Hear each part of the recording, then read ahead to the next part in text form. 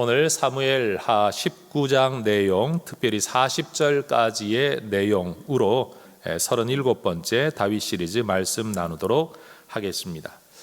밧세바와 우리아 사건을 계기로 다윗의 왕권이 심각한 위기에 들어서게 되었습니다. 다윗이 행했던 일은 도덕적, 윤리적으로는 분명 악한 일이었습니다. 그러나 여러분, 다윗이 살았던 주전 11세기에 전제국가의 절대 권력자들이 행했던 일들에 비교해 볼 때 이 정도의 일이 왕권의 위협을 가지고 올 만한 일이었는가라고 질문한다면 그 정도는 아니지 않나? 라는 대답을 할 수밖에 없습니다. 그러나 이 일은 세상의 일이 아니라 하나님의 백성으로서 하나님을 업신 여기는 일이었고, 이로 인해 하나님의 진노와 재앙이 임하니까 세상적으로는 별 큰일이 아닌데 큰일이 되고 말았다라는 겁니다. 성도 여러분, 하나님의 백성은요, 세상 기준으로 사는 사람들이 아니라 하나님의 기준으로 사는 사람인 줄로 믿습니다. 세상적으로 나를 평가하는 게 아니라 하나님이 나를 평가하는 것이 내 삶을 움직여가는 일이 된다라는 거죠. 이 원리는 압살롬에게도 동일하게 적용되었습니다. 군사의 숫자로는 다윗을 압도했던 압살롬의 부대가 제대로 된 전투도 해보지 못하고 숲 때문에 패전합니다. 압살롬 자신도 노새를 타고 가다가 숲풀 속 나뭇가지에 머리털이 걸려 공중에 대롱대롱 매달렸다가 요압의 창에 허무하게 죽고 말았습니다. 모든 조건으로 보자면 압살롬이 당연히 이겨야 할 싸움인데 하나님께서 압살롬에게 화를 내리려 하시자 그 모든 비교 우위의 조건이 무기력한 것이 되고 말았다라는 겁니다. 여러분, 좋은 대학 가고 좋은 직장 가고 좋은 건강 가지고 뭐라도 남보다 나은 비교 우위의 것을 가지는 게 행복과 성공의 길이라고 생각을 하지만 하나님이 세워주지 않으시면 그 모든 것들이 무용지물이 되고 만다는 거 우리 예수 믿는 사람들이 꼭 기억해야 될 줄로 압니다. 하나님의 재앙의 도구이자 심판자 역할을 했던 압살롬이 도리어 하나님의 심판을 당했습니다. 다윗이 밧세바와 우리아를 대하는 태도가 하나님을 업신 여기는 것이었던 것처럼 압살롬도 다윗을 대하는 태도가 하나님을 업신 여기는 것이었기 때문입니다. 하나님에 대한 태도를 따라서 어디를 가든지 이기던 사람도 도망자가 될 수 있다는 것을, 하나님에 대한 태도에 따라서 민심과 세력과 부대, 군사와 숫자를 다 가진 사람도 허무한 패배를 맞이할 수 있다는 것을 우리는 꼭 기억해야 합니다. 그래서 하나님의 백성들은 하나님을 위해 뭔가를 해야 되겠다, 아니면 내 꿈을 펼치겠다, 내 행복을 추구하겠다라는 생각을 하기 이전에 내 삶이 하나님 앞에 올바른 태도로 살아가고 있는가를 항상 먼저 점검하는 것이 필요하다라는 거죠. 요압에 의해 압살롬이 죽었다는 소식을 전해들은 다윗이 크게 슬퍼합니다. 비록 아버지의 자리를 빼앗겠다고 반역한 아들이지만 그래도 아들은 아들이었고 아버지는 아버지였습니다.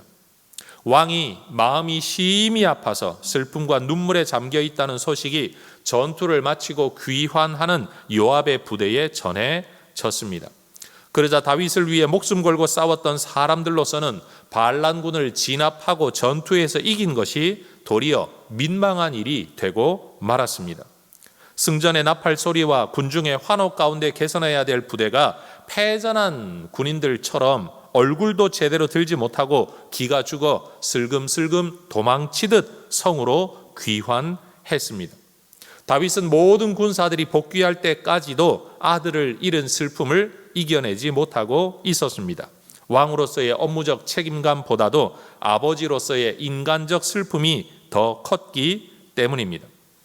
여러분, 가정이 흔들리고 있는데도 아무 일 없다는 듯이 공적 업무를 수행해낼 수 있는 사람이 얼마나 되겠습니까? 그것도 자기 손으로는 죽인 것은 아니지만 자기가 보낸 군대에 의하여 자기 아들이 죽임을 당했는데 말입니다. 이 모든 상황이 자신의 죄와 재앙 때문이라는 생각이 다윗을 더 힘들게 했을 겁니다. 다윗의 슬픔은 아들의 죽음에 대한 슬픔인 동시에 자신의 죄 때문에 내 아들이 죽었다라는 자책감 때문에 더 힘들었을 겁니다. 이전에 밧세바와의 사이에서 태어난 아이의 죽음 앞에서는 그렇게도 의연했던 다윗이 압살롬의 죽음 앞에서는 그런 태도를 가지지 못했습니다. 요압은 이러한 왕의 모습이 백성들과 군사들의 사기를 꺾고 나라에 좋지 않은 영향을 끼칠 것을 염려하여 왕을 찾아가 간언하고 직언합니다. 요압이 하는 말이 이런 말이죠. 이렇게까지 슬퍼하시는 것을 보니 왕을 위해 싸웠던 우리가 죽고 압살롬이 살았더라면 더 기뻐하셨겠습니다. 요압은 다윗에게 아버지로서의 슬픔을 참고 왕으로서의 리더십을 보여주기를 요구합니다. 그래서 19장 7절 말씀하죠. 이제 곧 일어나 나가 왕의 부하들의 마음을 위로하여 말씀하옵소서. 지금 당신이 위로받아야 될 슬픔 가운데 있다는 건 알지만 지금 당신이 왕으로서 해야 될 건 당신을 위해 싸웠던, 당신 아버지와 아들의 집안 싸움 때문에 목숨 걸고 싸웠던 이 부하들과 군사들을 위로하여 말씀해야 할 때입니다. 여러분, 다윗이 위로받아야 할 때입니다. 그런데 다윗이 위로해야 할 사람이었습니다. 그런데 요압의 이 말이 상당히 공격적이고 협박조입니다. 19장 7절 마지막 구절은 그렇게 말합니다. 내가 여호와를 두고 맹세하옵나니 왕이 만일 나가지 아니하시면 오늘 밤에 한 사람도 왕과 함께 머물지 아니할 것이라. 그리하면 그 화가 왕이 젊었을 때부터 지금까지 당하신 모든 화보다 더 심할 겁니다. 오늘 밤에 나뿐만이 아니라 모든 사람들이 당신을 등질 겁니다. 아들 반역 죽었지만 끝난 거라고 생각하면 안 됩니다. 더 많은 사람들이 왕으로부터 등을 돌릴 겁니다. 요압의 말은 정확한 지적이었지만 그의 태도는 뭔가 깨름칙하죠. 아들도 아버지에 맞서 반역하더니 이제는 조카이자 신하인 요압마저도 왕을 협박하는 발언을 하고 있습니다. 다윗은 요압의 말이 틀린 것이 아니라고 여기고 마음을 추슬러 백성 앞에 나아갑니다. 성문에 앉았다라는 말은 백성들을 만나는 자리고 왕의 업무 자리고 재판 자리입니다. 내가 일상으로 회복했다라는 것을 보여주는 자리였죠. 다윗은 압살롬의 반역과 죽음의 문제를 개인과 가정의 일로만 여기지 않아야 할 왕이었습니다. 아들의 죽음은 아버지의 슬픔이 맞습니다. 그러나 이 아들은 반역자였습니다. 반역자의 죽음 앞에 왕이 보여야 할 태도가 무엇이냐, 이 두 가지가 한 사람 다윗 인격이 감당해야 될 문제였다라는 겁니다. 왕으로서는 반역자를 처단한 일에 수고한 군사들을 격려하고 위로하는 것이 마땅한 겁니다. 내 아들이 그들의 손에 죽었는데 그것 때문에 나는 슬픈데 그 일을 행한 사람들을 오히려 위로해야 되는 게 지금 다윗, 왕으로서의 다윗의 책임이었다라는 거죠. 그래야 자신을 따르는 백성들이 힘을 얻고 나라를 다시 세울 수 있었기 때문입니다. 아버지와 왕 사이에서 느끼는 비애, 그게 바로 이 19장이 우리에게 들려주고 있는 이야기입니다. 혹여 이 설교를 듣는 성도님들 가운데서도 내가 이 처신으로는 또 저 처신으로는 이 입장과 저 입장으로는 뭔가 앞뒤가 맞지 않는 뭔가를 해야 될 형편에 계신 성도님들이라면 오늘 이 다윗의 이야기가 훨씬 더 마음에 뼈저리게 들려질 줄로 압니다. 왕자의 반역과 왕의 피난, 다시 말해 아버지와 아들의 싸움을, 집안 싸움을 지켜볼 수밖에 없었던 이스라엘 백성들은 이제 그 아들 압살롬이 죽고 나자 분주해졌습니다. 이제는 하루빨리 다윗 왕을 예루살렘으로 모셔야 한다는 여론이 백성들 사이에서 일어났습니다. 왜요? 둘 중에 하나가 죽어버렸으니 산 사람 편을 들 수밖에 없는 것 아니겠습니까? 여러분, 다윗도 죽은 아들과 죽인 군사 사이에서 괴로움이 있었지만 이들을 지켜보는 이스라엘 백성들에서도 아들과 아버지가 싸우고 있는데 여러분, 편들기가 애매한데 하나가 죽어버렸을 때 그 다음 그들도 마음을 정리해야 될 군중과 백성과 공동체에게도 분명 이러한 괴로움이 있었다는 것을 우리는 이 본문을 살펴볼 때 절대 놓치지 말아야 할 부분입니다. 다윗을 왕으로 다시 빨리 모셔야 된다라는 여론이 있다는 소식을 전해 들은 다윗은 예루살렘에 남아 있었던 사독과 아비아달 제사장에게 사람을 보내 내가 이제 귀환할 수 있도록 여러 여건을 좀 만들라라고 지시합니다. 그 지시는 두 가지였습니다. 첫 번째는 자신의 절대적 지지 기반이었던 유다 지파가 이 일에 앞장서도록 그들을 좀 움직여 달라라고 이야기합니다.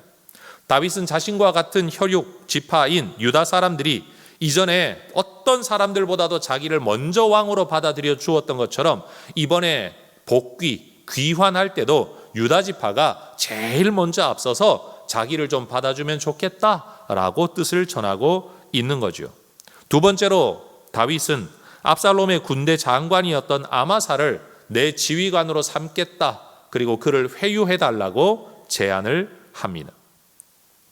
자기를 향해 칼을 들었던 사람을 자기의 군대 장관으로 받아들이겠다는 건 엄청난 모험이자 거래입니다. 그러나 다윗은 알고 있었습니다. 압살롬이 죽은 이 마당에 이 대단한 장수를 내 편으로 만들지 않으면 그가 또다시 적으로 돌아설 수 있을 뿐만 아니라 만약 그런 일이 일어난다면 다윗으로서는 굉장히 버거운 일이 될 거라는 것을, 다시 말해 그 사람이 좋아서 그를 받아들인다기보다는 받아들이지 않으면 내 인생이 더 힘들어질 것이 너무 뻔하기 때문에 참고 나를 향해 칼을 들었던 그 사람을 받아들이기로 결심한 겁니다. 그리고 아마사를 자기 편으로 삼을 수 있다면 그를 따랐던 군사들도 자기 편으로 삼을 수 있을 거라는 계산이 작용을 했겠죠. 더군다나 왕 자신의 명을 어기고 압살롬 왕자 죽이기를 꺼려하지 않는 요압, 이 도무지 제어되지 않는 이 천방지축의 요압을 견제하기 위해서라도 다윗 입장에서는 아마사가 필요했다라고 생각을 한 모양입니다. 다윗은 이런 적극적이고 포용적인 제안을 통해서, 다시 말해 인간의 슬픔 속에 아버지로서의 슬픔에 빠져 있지 않고 이 문제를 어떻게 극복하고 앞으로의 나라를 운영할 거냐에 대한 일을 통해서 모든 백성의 마음을 하나로 모아가며 왕권을 회복할 분위기를 만들어가고 있었습니다. 이러한 다윗의 처신을 통해, 결심을 통해, 슬픔을 이긴 왕으로서의 행동을 통해 19장 14절은 이렇게 말씀하지요. 모든 유다 사람들의 마음을 하나같이 기울게 하였다. 하나로 모았다라는 뜻입니다. 다윗이 자기 죄로 아들이 죽은 슬픔을 이기고 왕으로서 책임지고 감당해야 할 일들을 행해 나갈 때 빼앗겼던 민심이 돌아오고 허물어진 리더십이 다시 세워지기 시작했습니다. 옛날 어른들이 그런 말씀하셨습니다. 죽은 사람은 죽은 사람이고 산 사람은 살아야지. 여러분, 장례식 갈 때마다 이런 이야기를 자주 듣습니다. 정말 그렇습니다. 죽은 사람은 이미 죽었고 살아있는 사람은 살아야 합니다. 틀린 말이 아닙니다. 성도 여러분, 이미 일어난 일은 일어난 일이고 내 삶은 남이 대신해서 살아줄 수가 없습니다. 여러분, 이미 일어난 일을 가지고 너무 탄식만 하지 말고 한숨만 쉬지 말고 일어난 문제에 맞서서 하나씩 하나씩 꼬인 실타래를 풀어가는 심정으로 우공이산의 우직함으로 주어진 삶을 살아낼 수 있는 성도 여러분들 되시기를 주의 이름으로 축원합니다. 여러분, 코로나는 이미 일어났습니다. 경제 문제는 이미 일어났습니다. 우리의 상황은 이미 어려워졌습니다. 왜라고 과거를 돌아보며 이야기한다고 미래가 달라지지 않습니다. 오히려 주어진 이 삶을 그럼 나는 어떻게 살아낼 거냐? 내가 지금 앞으로 내 미래와 내 가족의 미래를 위해 내가 뭘 해야 될 거냐? 여러분, 이 생각을 우리가 먼저 할 필요가 있다라는 겁니다. 슬프지 않다는 게 아닙니다. 힘들지 않다는 게 아닙니다. 괴롭지 않다는 게 아닙니다. 문제 없다고 말하는 게 아닙니다. 누군가가 잘못한 사람 없다라고 말하는 것도 아닙니다. 다 있다고 할지라도 내 삶을 남이 대신 살아줄 수 없다는 겁니다.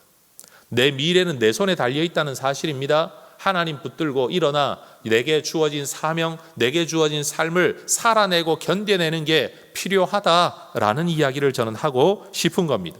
제가 이런 말 잘합니다. 제가 밖에 나가서 아무리 우는 소리를 하며 목회하는 걸 힘들다고 말해도 아무도 해성교회 목회 대신해 주지 않습니다. 결국은 제가 지고 가야 할 짐입니다. 내가 감당해야 될 사명입니다. 여러분, 언더우드 기념관 건축이 어렵다고 밖에 나가서 내가 아무리 떠들어댄다고 한들 여러분, 누구도 이 건축 도와주지 않습니다. 우리가 감당해야 됩니다. 제가 지고 가야 될 짐이라는 사실입니다. 여러분, 바로 그 사고방식이 우리에게 필요하다라는 거예요. 여러분, 누군가가 여러분을 도와주기를 원하십니까? 만약 그런 일이 일어난다면 하나님의 특별한 은혜인 줄로 믿습니다. 그러나 없다고 해도 나는 내 삶을 살아내야 됩니다. 누가 나를 도와주지 않는다고 해도 나는 내 삶을 살아야 됩니다. 저는 목회하면서 이런 생각합니다. 성도들이 아무도 도와주지 않고 다 나를 싫어해도 내게 맡겨진 내 사명은 내가 지고 가야 된다.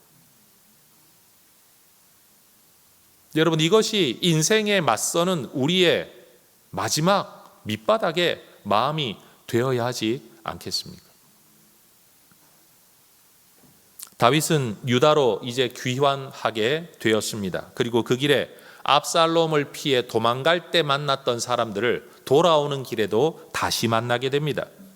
압살롬을 잃은 슬픔을 극복하고 왕의 리더십을 세워가는 다윗은 이 만나는 사람들과의 관계에서도 개인의 감정보다는 왕으로서의 지혜로운 리더십을 발휘하는 모습을 우리에게 보여줍니다.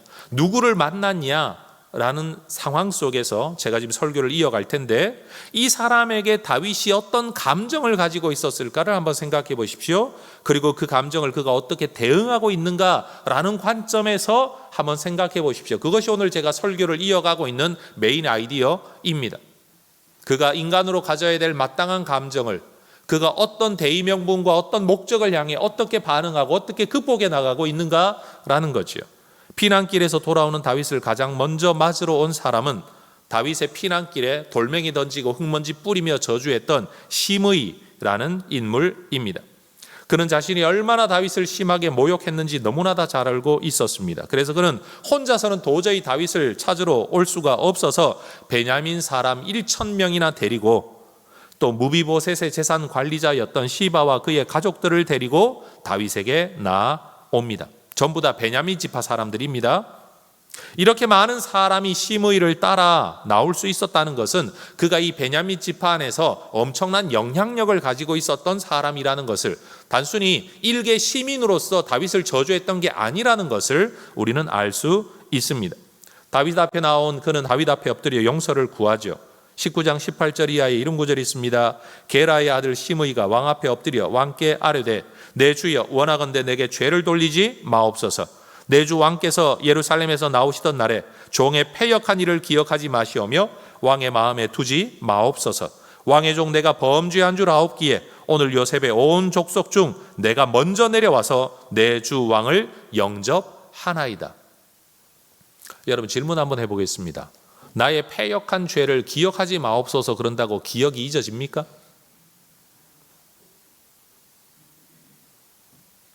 이렇게 말하고 엎드려 있는 시므이를 바라보는 아비새라는 다윗의 장수가 이전에도 흙먼지 날릴 때 저거 죽여버릴까요? 라고 말했던 그 인물이 이번에도 다시 한번 말합니다. 용서를 구한다고 살려두시면 안 됩니다.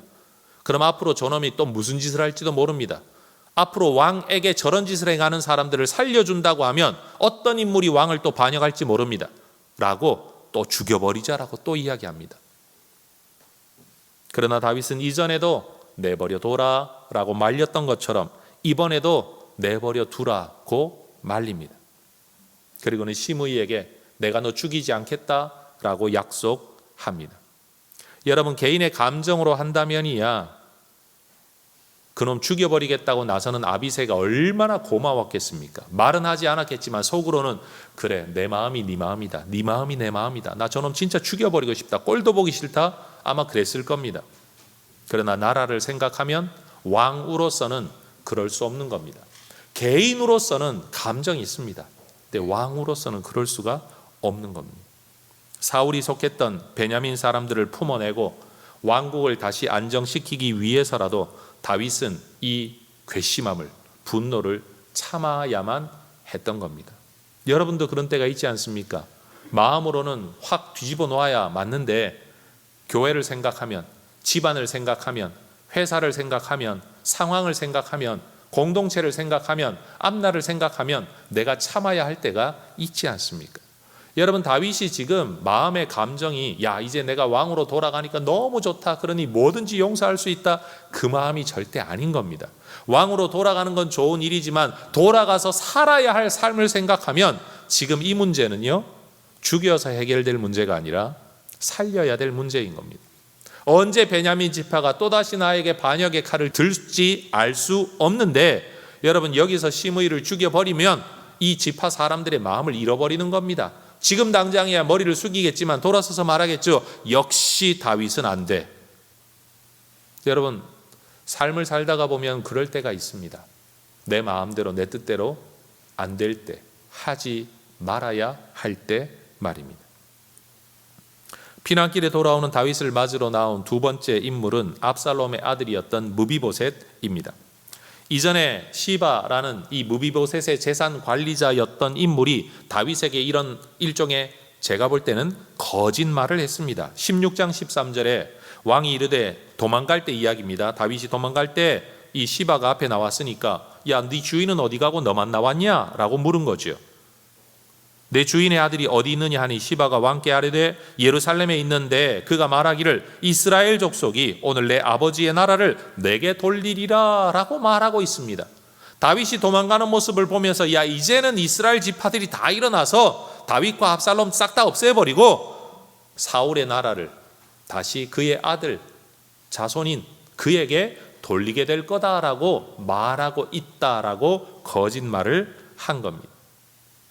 그런데 여러분, 지금 돌아오는 다윗 앞에 나온 무비보셋의 모습은요, 왕위를 탐내고 자기를 뽐내려는 모습이 전혀 아니었습니다. 19장 24절 보십시오. 사울의 손자 무비보셋이 내려와 왕을 맞으니 그는 왕이 떠난 날부터 평안히 돌아오는 날까지 그의 발을 맵시내지 아니하며 그의 수염을 깎지 아니하며 옷을 빨지 아니하였더라. 여러분, 이것은 자기가 왕이 되겠다는 사람의 모습이 전혀 아닌 거지요.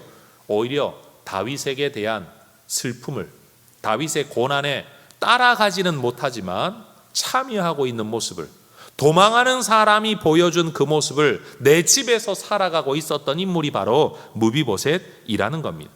다윗은 무비보셋에게 그때는 왜 나를 따르지 않았냐? 라고 묻는 거죠. 이 말은 마음속에 괘씸함이 있다는 것 아닙니까? 서운함이 있다는 거 아닙니까? 내가 너 죽을 인생 네 아버지 때문에, 아버지와의 언약 때문에 살려주었는데 너 왕이 되겠다고 했다며? 라는 마음이 마음 목구멍에 차 있는 겁니다. 너 왜 나 따라오지 않았냐? 그랬더니 무비보셋이 하는 말이 뭐죠? 내가 나귀에 안장 지워 가려고 하는데 나는 장애인인데 내 종이 나보다 먼저 가버려가지고 나를 참소한 겁니다 라는 상황을 설명합니다.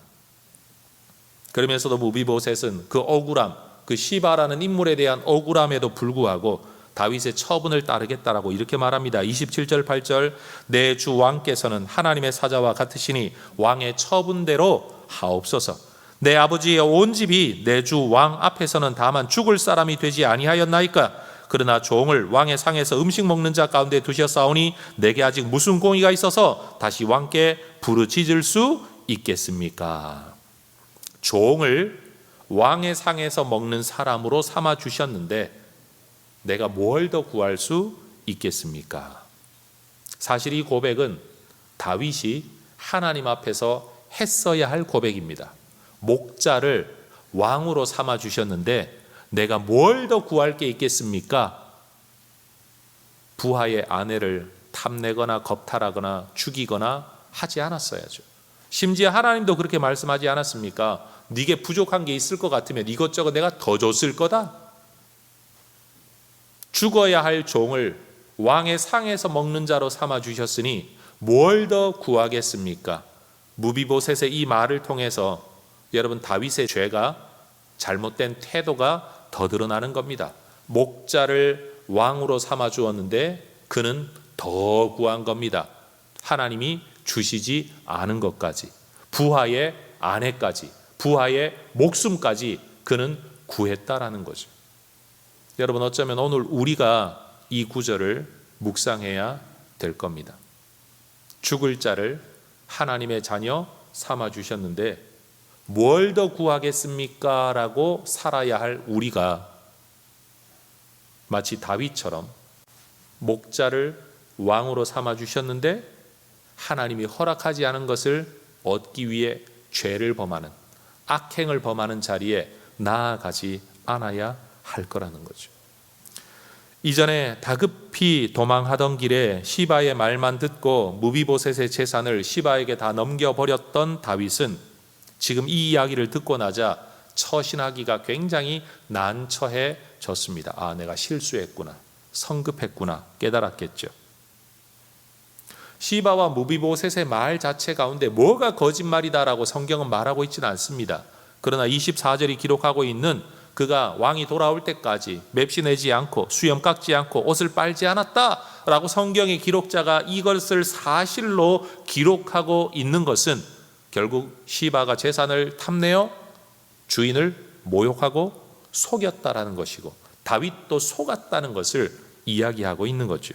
다윗은 시바와 무비보셋이 재산을 나누어 가지라고 다시 수정하여 명령합니다. 그런데 다윗의 은혜를 입어 살아가는 무비보셋은 재산을 되찾은 기쁨보다 다윗의 귀환을 더 큰 기쁨으로 여기고 30절에서 이렇게 이야기를 합니다. 무비보셋이 왕께 아뢰되 내 주 왕께서 평안히 왕궁에 돌아오시게 되었으니 그로 그 전부를 차지하게 하옵소서.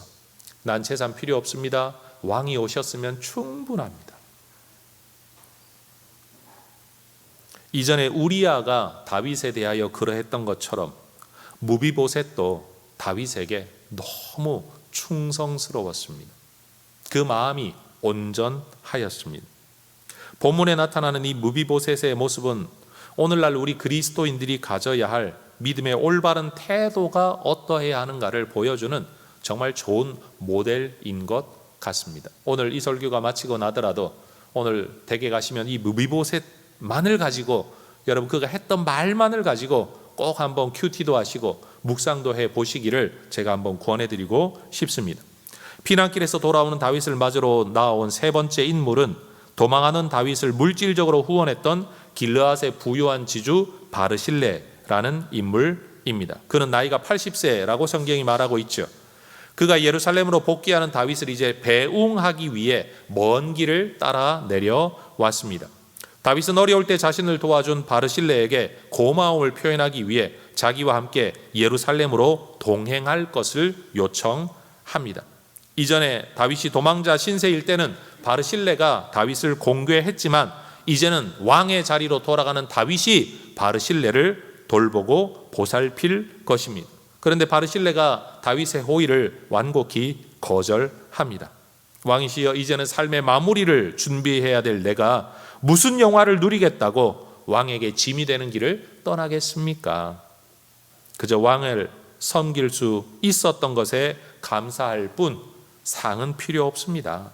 그저 여태껏 살던 대로 살다가 내 고향 땅에서 인생의 마무리를 할 수 있도록 좀 허락해 주십시오. 그러면서 그는 자기 대신 자기의 아들 김함이라는 인물을 왕을 섬길 수 있게 해달라고 요청합니다. 다윗은 어려운 때 큰 은혜를 입었던 것을 갚기 위해서 바르실레의 아들 김함을 책임지겠다고 약속하죠. 그러고는 서로 인사를 하고 요단강을 건너 유다 땅으로 들어갑니다. 이때 40절은 말하죠. 바르실레의 아들 김함 그리고 유다 백성 이스라엘 절반 많은 사람들이 다윗을 따랐다라고 성경이 이야기합니다. 자, 여러분 오늘 본문이 기록하고 있는 스토리를 이렇게 저는 좀 정리해 보고 싶습니다. 다윗은 아들의 반역 때문에 도망해야 했던 아버지로서의 비참함을 경험한 인물입니다. 여러분 아들 때문에 도망했다. 우리 인생에 있을 수 없는 일 아닙니까? 그런데 아들의 칼을 피해 그는 도망해야 했습니다. 권세를 잃고 도망하는 왕으로서 그는 엄청난 모욕감을 경험해야만 했습니다. 심의 같은 인물들에게 말이에요. 비루한 자여 가거라 가거라. 여러분 내가 걸어가는 길에 누군가가 따라오며 흙먼지를 날리고 돌멩이를 던진다면 얼마나 치욕스러운 일이겠습니까? 그리고 그는 자기 아들을 먼저 떠나보내야 하는 슬픔을 또한 겪어야 했습니다. 여러분 죄 하나가 가지고 오는 삶의 과정에서 다윗이 겪어야 했던 감정적 특징들을 한번 생각해 보십시오. 그리고 그 아픔이 그 슬픔이 그 괘씸함이 그 모욕감이 얼마나 컸든지 다윗은 좀처럼 그 감정적 시면에서 헤어나오기가 어려웠습니다. 단순히 아들 죽은 슬픔 하나가 다가 아닌 겁니다. 아들이 나를 향해 칼을 들었다는 것, 쫓겨가면서 느꼈던 모욕감과 여러분 이 모든 과정에서 있었던 일과 어려움과 육체적 정서적 고통과 여러분 자기의 후궁들을 자기 아들이 겁탈하는 일을 소문을 들어야만 했습니다. 여러분 그가 겪어야 했던 모든 일들이 하나님의 재앙이라는 이름으로 행해진 일들이 사실 다윗에게는 정서적으로 엄청난 고통스러운 일이 되었을 거라는 거죠. 그러니 다윗이 단순히 툴툴 털고 일어나기에는 너무 어려운 상황이었다라는 겁니다. 다윗은 왕으로서 자기 마음을 추스르고 백성들의 마음을 붙들어 주어야 할 존재라는 것을 잊고 자기 감정에 빠져, 자기 연민에 빠져, 슬픔에 빠져, 괴로움에 빠져 일어나지 못하고 있었습니다. 자기 연민과 슬픔이 다윗의 사명감, 다윗의 책임감, 다윗의 지혜를, 총기를 다 흐리게 만들고 말았던 겁니다. 우리도 그럴 때가 있습니다, 여러분.